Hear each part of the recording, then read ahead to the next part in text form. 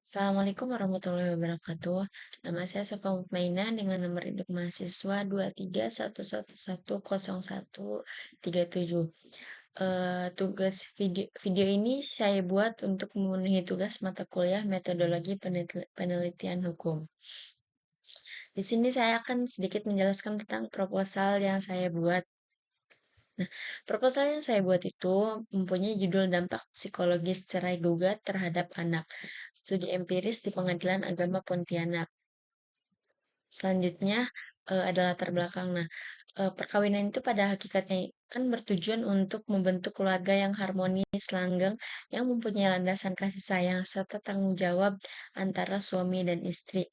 Namun kan tidak sedikit pasangan yang banyak memilih untuk berpisah.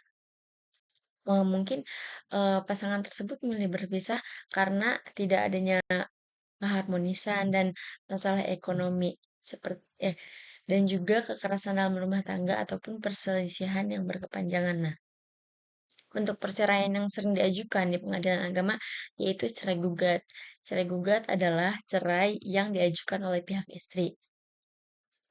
Bahkan data di Indonesia juga sangat meningkat soal perceraian cerai gugat.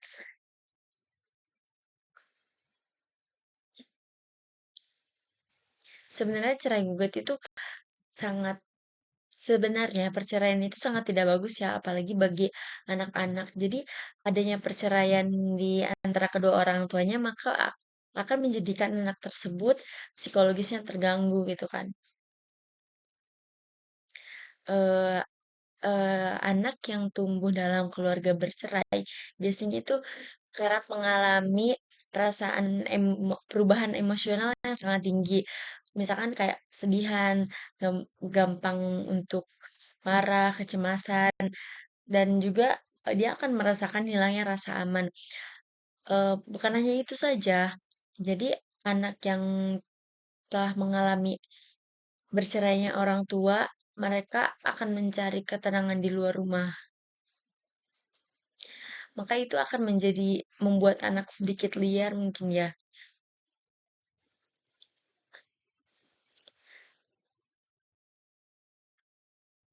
Mungkin selanjutnya hmm, saya akan menjelaskan tentang manfaat manfaat di dalam penelitian ini. Yang pertama yaitu ada manfaat teoretis. Eh, adanya adanya analisis ini diharapkan semoga dapat memberikan kontribusi bagi pengembangan ilmu pengetahuan, terlebih dalam bidang hukum keluarga dan psikologi hukum. Maka dari itu, hasil penelitian ini sangat diharapkan untuk menjadi referensi akademik bagi mahasiswa, dosen, maupun peneliti yang lain yang ingin meneliti tentang dampak sosial dan psikologis dari perceraian, s- terlebih dalam konteks cerai gugat yang diajukan oleh ibu. Yang kedua ada manfaat praktis. Nah, penelitian ini sangat diharapkan dapat memberikan sebuah gambaran yang nyata terlebih mengenai kondisi emosional anak akibat cerainya orang tua. Hasil penelitian ini juga bisa dijadikan bahan pertimbangan bagi peradilan agama yang memproses cerai gugat dan lembaga sosial dan juga oleh konselor keluarga dalam memberikan pendampingan kepada anak yang menjadi korban perceraian.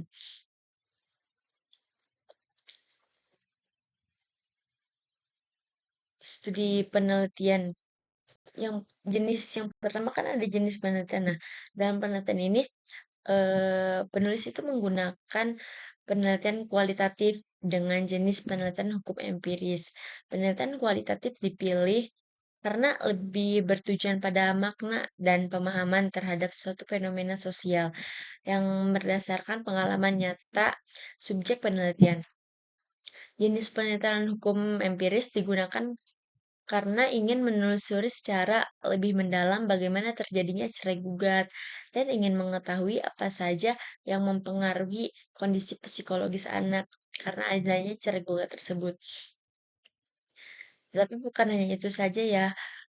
Jadi selain itu juga penulis itu ingin mengetahui tentang bagaimana hukum Islam di Indonesia, dan hukum positif yang mengatur perlindungan terhadap anak pasca perceraian. Karena pasti hal tersebut itu akan membuat akan akan sangat membuat anak terpukul, akan membuat anak down gitu kan. Jadi kayak anak yang mengalami perceraian di antara kedua orang tuanya, dia akan lebih sulit untuk apa sih? ber Dia akan lebih sulit untuk berkomunikasi lebih mungkin ya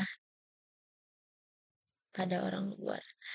Bukan hanya itu saja, jadi kayak nilai akademiknya juga akan menurun gitu. Jadi itu sangat tidak menguntungkan ya bagi anak.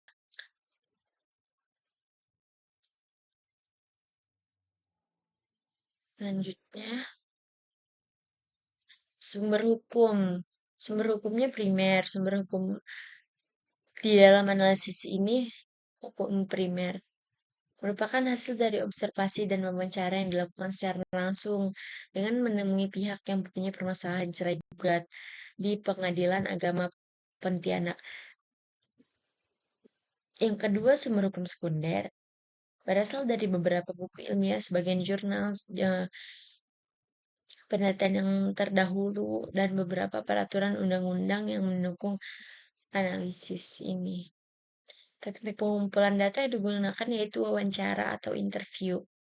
Wawancara kan secara langsung ya, jadi biar kayak tahu gitu loh responnya dari orang tersebut, orang yang punya masalah tersebut itu bagaimana. Yang kedua ada observasi, pengamatan langsung. Jadi untuk melihat secara langsung kondisi kondisi anak tersebut, psikologisnya benar terganggu apa tidak gitu. Gitu. Yang ketiga ada dokumentasi. Jadi dilakukan dokumentasi juga ya.